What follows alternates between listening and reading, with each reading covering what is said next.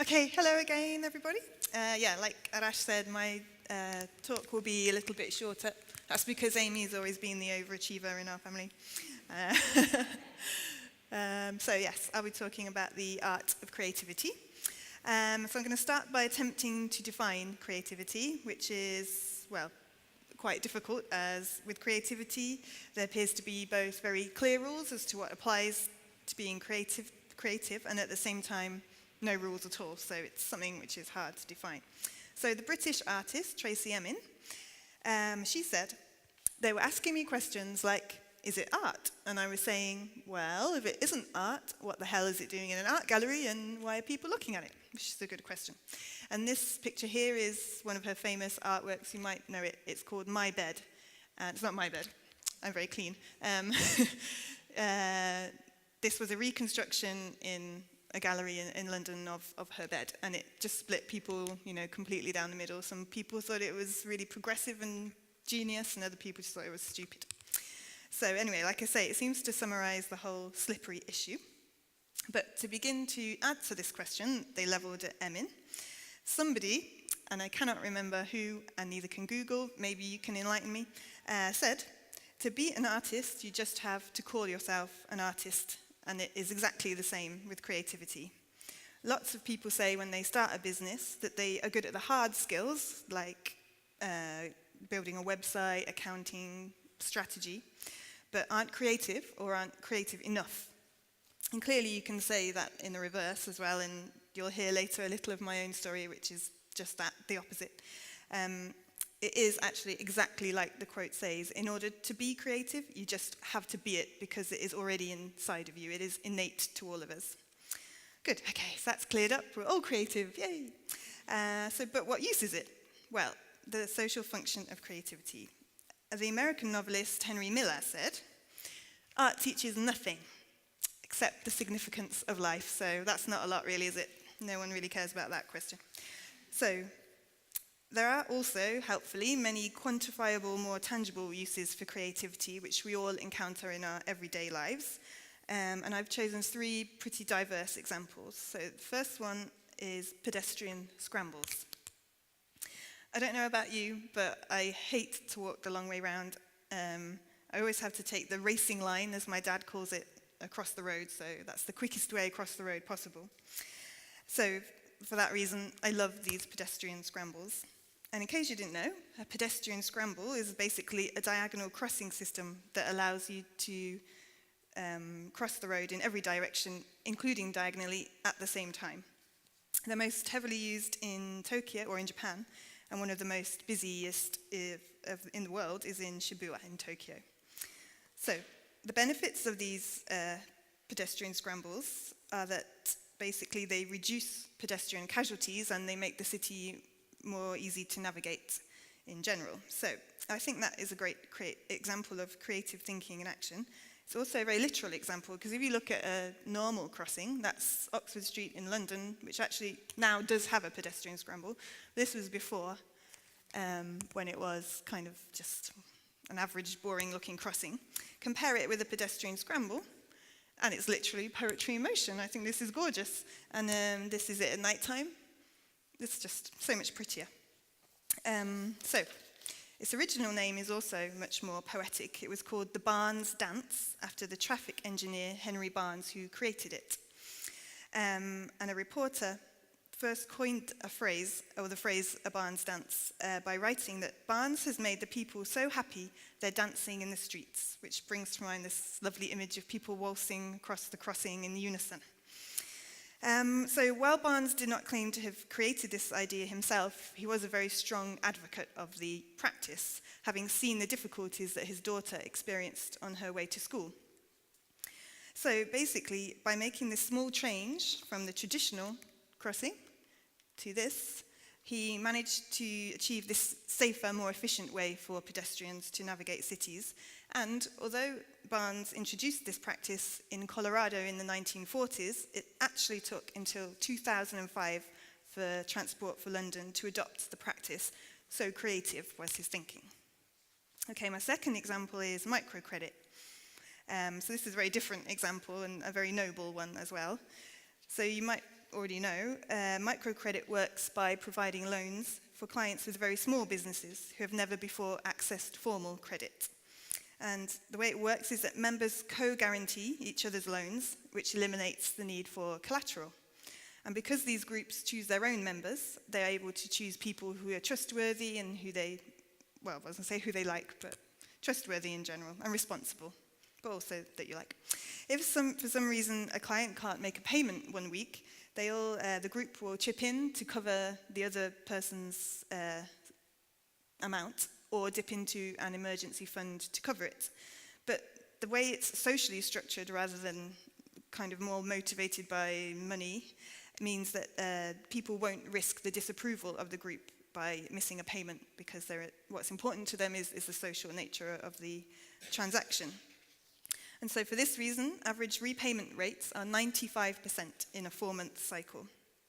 But basically what I'm trying to say is that by inverting the traditional banking model of top-down lending, and here's an example of some entrepreneurs as well. By inverting the traditional model of top-down lending, which in most cases only creates access to loans for people that already have assets and collateral and work a lot, or all these reasons, people that technically don't need loans, microcredit allows impoverished borrowers who typically lack all of these things to access loans. And not only is it designed for that, but it's designed to support entrepreneurship and alleviate poverty, and also in most cases to empower women and uplift entire communities. So as of 2012, microcredit is widely used in developing countries and is presented as having enormous potential as a tool for poverty alleviation. So my third example is different again. It's apps. So you've probably never heard of this bloke before. Ooh, hang on. Okay, no, it's not that. Where's he gone? Okay, he's disappeared. Anyway, his name's Chad Moretta. Don't know if that means anything to you either, probably not, but the chances are, whether you've seen him or heard of him, you will have used one of his apps, probably this one. Another of his famous creations is called Fingerprint Security Pro, and between just these two, they've been downloaded 50 million times. But Chad, who isn't here, isn't the regular tech geek. For one thing, he doesn't have any technical skills whatsoever. And he really did start his multi-million-pound app empire from his hospital bed whilst he was recovering from a car accident and also in excruciating pain. So he says, no, I haven't got that either. He says, when I was in hospital with my clothes cut in a million pieces, there was my iPhone next to me. It had miraculously survived the accident and I still had 12% battery life. Then my friend visited me in hospital and showed me an article about this new gold rush, apps. So he says it was a serendipitous moment, and his mind was at its lowest point, but somehow it still all came together. He said to himself, I have this iPhone, I have an opportunity. During his next few days in hospital, whilst in a highly medicated state, he noticed ER doctors playing with his iPhone, thinking he was unconscious. And so he started to think about phone security. Later on, with hours to pass whilst he was waiting for operation after operation, he downloaded lots of apps, played around with them, and studied what worked and what didn't. Soon he hit upon this idea for the Fingerprint Security app, which he then sketched out on a piece of paper in much the same manner as a child might, passed it over to a developer that he found online. With no coding, no technical experience, he recognized that his strength lay in being the creative mind behind the venture and not the technical one. So, examples of his success, which I did have. The quote he received for his development of his app was $1,800. In less than 3 months after conceiving the idea, the app was submitted to the App Store. In the first months, Chad made $12,000, so recouping his initial investment quite a few times over. Within 6 weeks, he had 6 more apps in development. The Fingerprint Security app, meanwhile, went on to make, $620,000 for its creator before it was sold on. And in 2 years, he had created and sold 3 app companies, raking in millions, basically. So Chad himself credits his success to his unusual approach and the way he thought creatively around the obstacles which may well have killed the idea for many other people. He says, 80% of the business is the psychology of the business owner. 20% is the skill set. If you have the psychology, you can get the skill set. So I think these three are all great examples of creative thinking in action. They're also very much in the entrepreneurial spirit. We'll come back to creativity and entrepreneurship shortly, but first I just want to take a little look at the theory behind the creative mindset that allowed these examples to come to fruition. So, some of the greatest philosophers in history have been taken with the power and wonder of creativity in its myriad forms. And I just want to say, I had this slide first, Amy. So, Plato has Socrates say that when poets produce truly great poetry, they do it not through knowledge or mastery, but rather by being divinely inspired, so literally breathed into by the muses in a state of possession that exhibits a kind of madness. Aristotle, in contrast, luckily, characterized the work of the poet as more rational and a goal-directed activity of making, and which elicits certain emotions in people so as to achieve certain ends. So much more practical. Schopenhauer went for somewhere in the middle, thankfully, stressing that the greatest artists are distinguished not only by the technical skill they employ in the production of art, but also by their capacity to lose themselves in the experience of what is beautiful and sublime.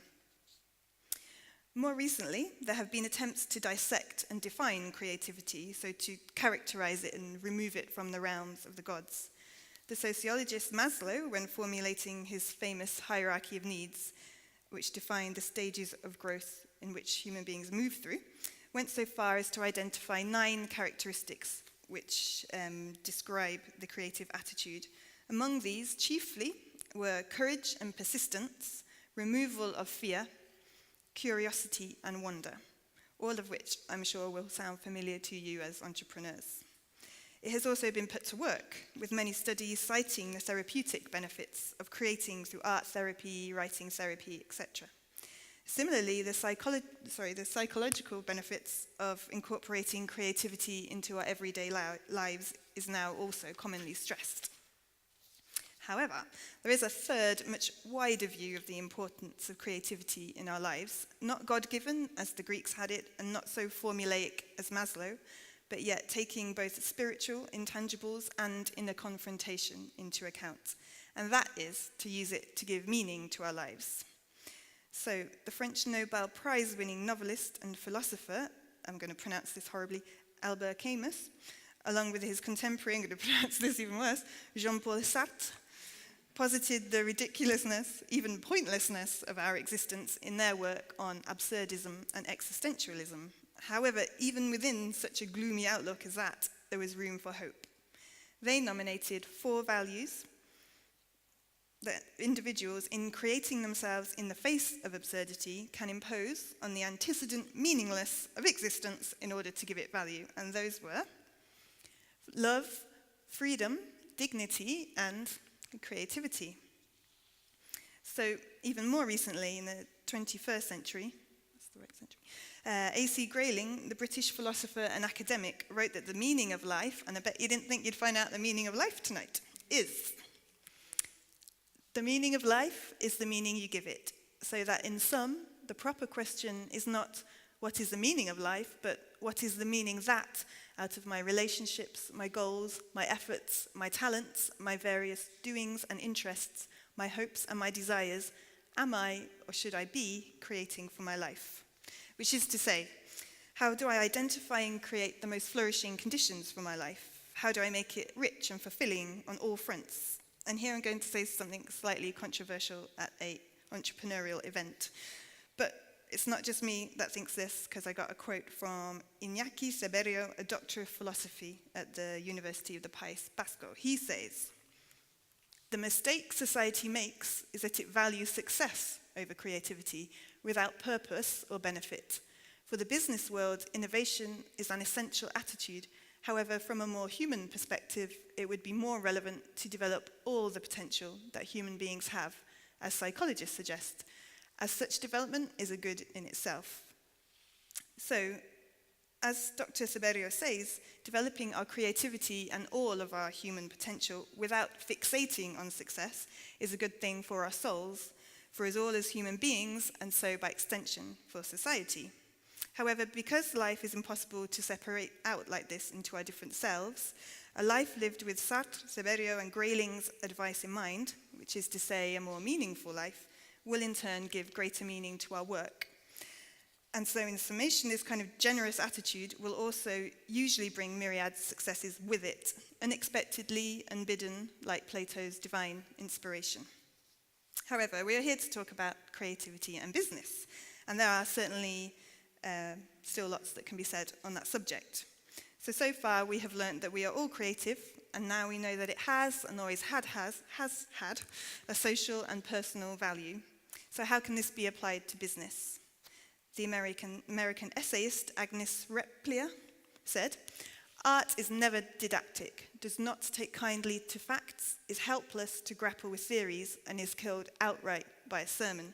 And she could easily have put entrepreneur for art at the beginning of that sentence, because the entrepreneur is usually marked out by their non-conformity and need and willingness to look at things differently and to think widely and variously.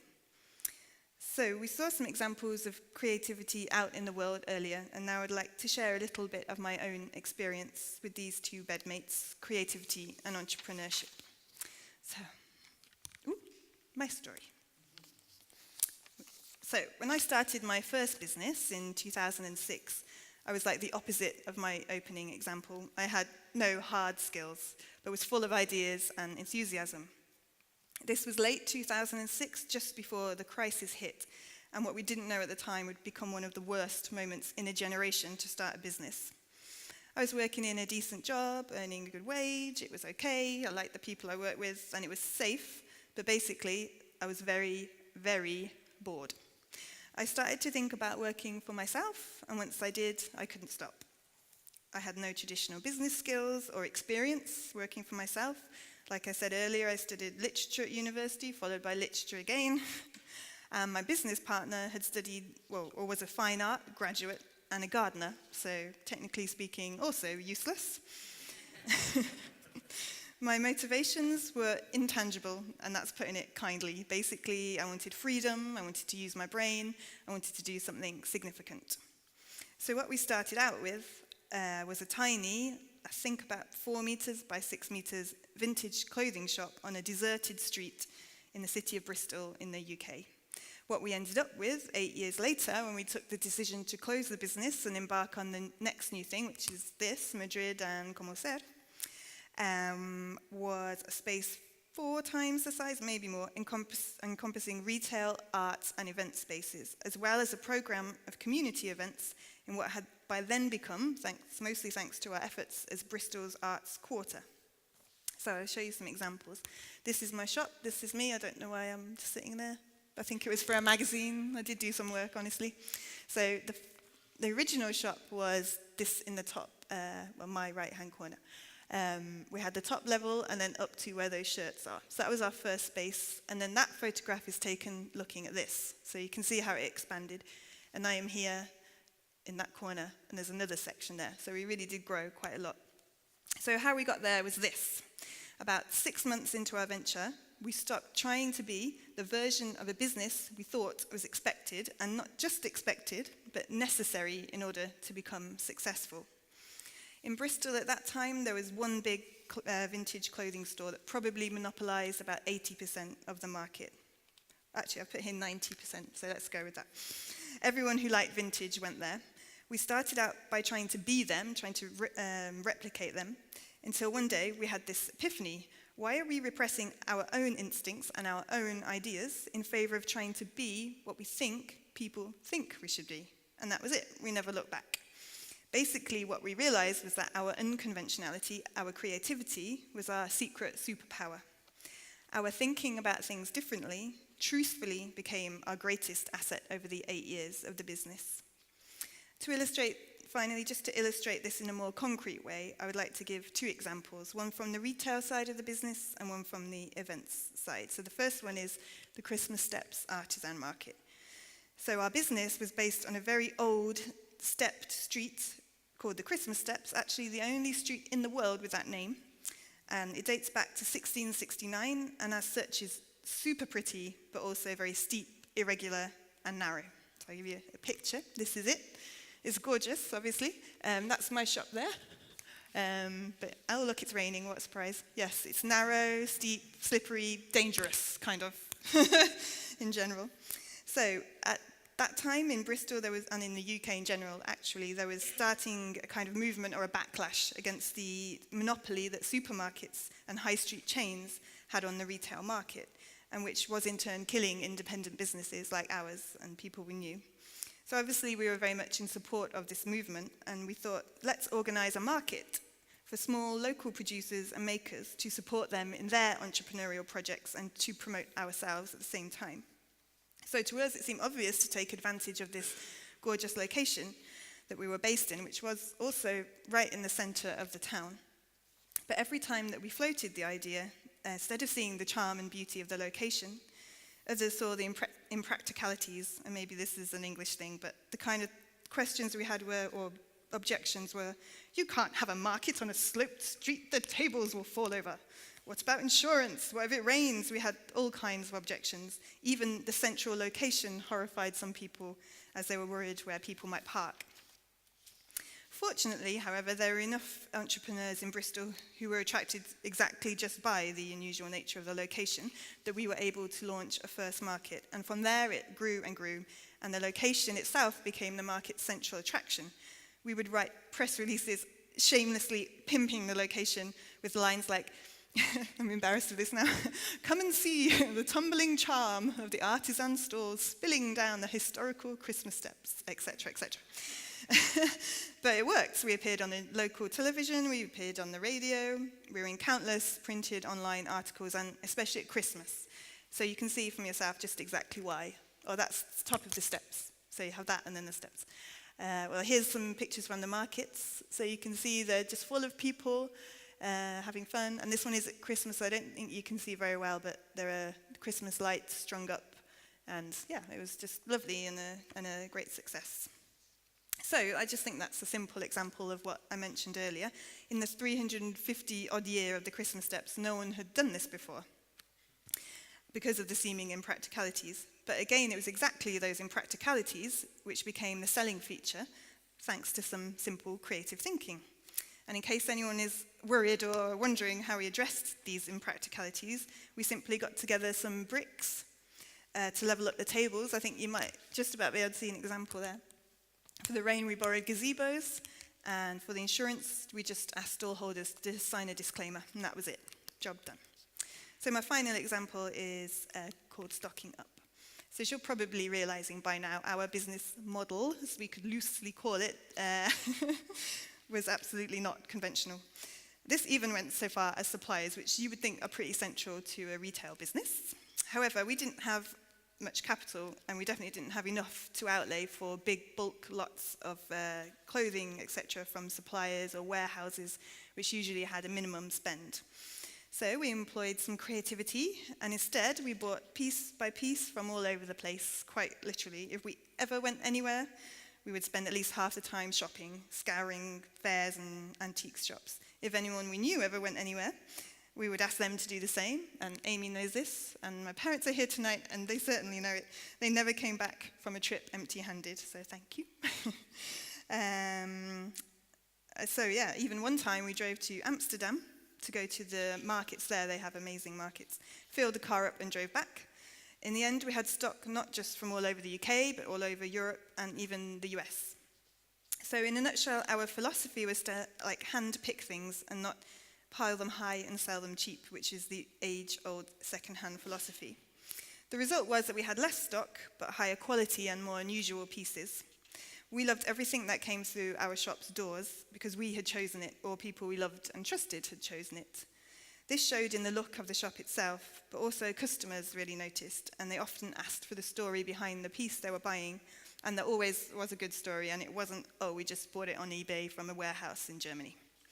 So this might not sound very inventive now, that of having what is now called curated retail, but at that time, in that location, it certainly was. So again, what could more traditionally be seen as a very large weakness became a strength and a selling point. Oh, and I have some pictures of some strange things that we had. So this wardrobe in the right-hand corner is, well, it kind of felt like it was made of cardboard. I don't know if you remember that, Dad. But it was, well, I think it's great. It's from the 50s. It says a lot about its era. This also from the 70s. That isn't the slide. It was that bright red. And a lot of cane. So that is the 70s. And these, I still don't even know what they were for. Appear to be for eating lobster off. I don't really know because I'm a vegetarian. But yeah, I just like the idea of you have to have a special plate for a lobster. Of course, makes sense. Okay, in conclusion, I would just like to say one very important thing, and that is to never be afraid. Either of feeling uncreative, because remember you are creative, it is innate, it is already in you, or also being too creative, as seemingly outrageous ideas are often shot through with genius. Also, don't forget that there really is no such thing as work life and other life. It's all just life. Especially if you're an entrepreneur, as the chances are your life isn't or certainly won't be conventional. Therefore, you shouldn't save your creativity just for your projects in order to capitalize on them, as we should all be doing all we can at all times to make our lives as flourishing as possible. This is a virtue and a good which will disseminate its gifts into all areas of your life. So thank you.